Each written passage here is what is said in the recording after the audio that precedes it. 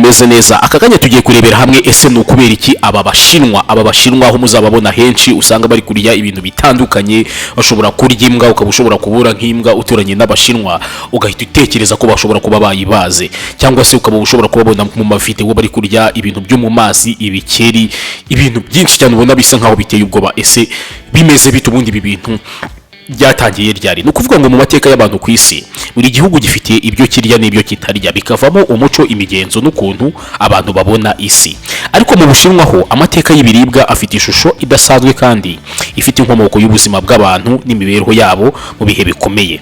Kuvuga ngo mu binyejana byinshi bishize Abashinwa babaga mu gihugu gifite abaturage benshi kurusha ibiribwa biboneka.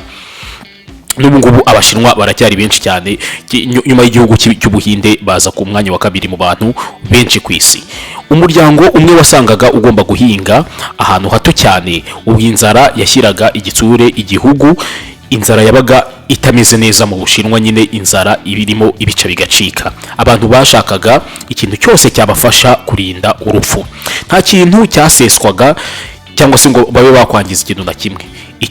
Icyabonekaga cyose cyafatwaga nk'igitanga ubuzima.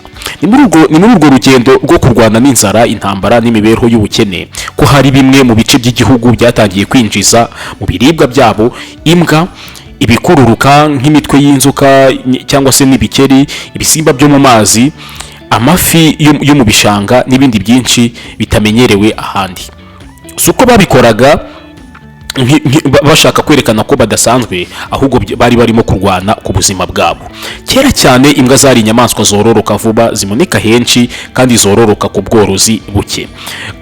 Ku muryango wari ufite abana benshi n'ubutaka buke, imbwa yabaga ari inyamaswa yoroshye korora kandi itanga inyama mu bihe bikomeye.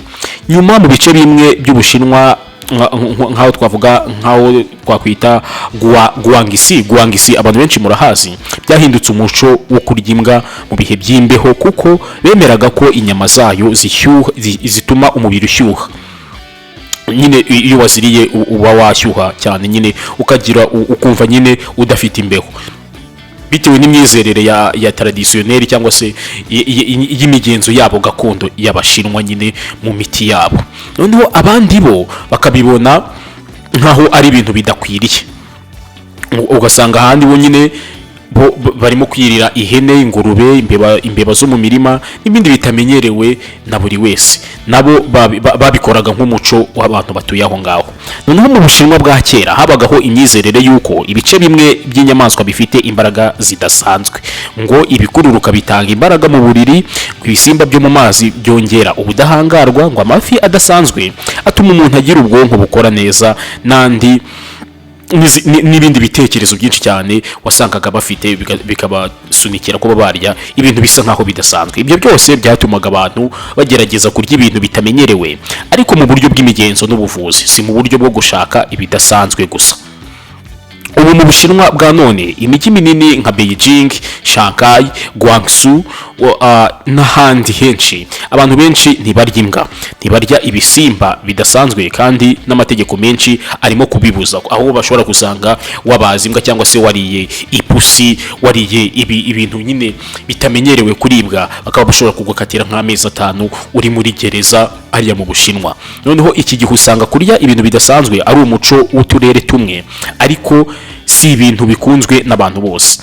Iyo abantu babonye amashusho cyangwa inkuru kuri internet zerekana abo mu Bushinwa barya ibintu byinshi, bumva ko ari igihugu kibikora, nyine ari igihugu cyose kirya ibyo bintu, ariko nyamara ntabwo ariko bimeze. Ahubwo ni imigenzo y'uturere duto, amateka y'ubukene bwo hambere n'imyizerere ya kera igenda nyine ikomeza kwisubiramo, kuko abantu benshi baba bakituye aho ngaho, baba bagifite uwo muco wo kuba barya ibyo babonye byose bakumva yuko nta kibazo. Kandi nk'uko no mu bihugu bitandukanye hari ibyo kurya bitamenyerewe n'ahandi, uko niko hariya mu Bushinwa biba bimeze. Abantu bariyo muzagenda mutubwira neza. Ni ukuvuga ngo inkuru y'ukuntu bamwe mu Bushinwa baryaga imbwa n'ibindi bidasanzwe ni inkuru y'ukubaho guhangana n'inzara, umuco n'imigenzo ya kera, si inkuru y'uko igihugu cyose kibikora cyangwa ko ari ibintu bitangaje gusa. Ni urugendo rwerekana uko abantu bashobora gukoresha ibyo bafite ngo barambe, iyo ari impamvu ikomeye nyine ishobora kubaka ubuzima, cyangwa se amateka yabo nyine akibarimo, kuko abo baba baragiye bakomokaho, ubusanga abo bantu n'ubundi hari byinshi babigiyeho, bakiga byinshi no kumenya imico itandukanye. Nuko nguko rero ibintu bihagaze mu Bushinwa. Abantu benshi mwagendaga mubyibaza, mutwandikira muri comment mutubaza ati muzatubwire kuri iki kintu, ariko nuko kuvuga ngo Abashinwa benshi baracyarya bino bintu, ariko ntago ari bose kuko hari amategeko menshi agenda abibuza.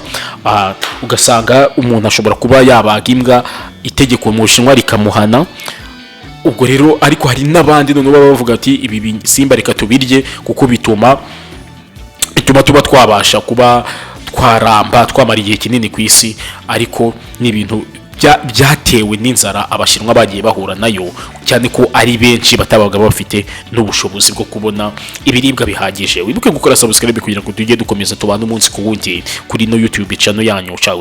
Maze kutumenya barimo baratwirahira, nitwe dufata amafoto meza ndetse na video nziza. Ni Join Photography. Ese waba ufite birthday, ubukwe ndetse n'ibindi birori, harimo nka za bridal shower ndetse n'ibindi birori byinshi cyane tutavuga aka kanya.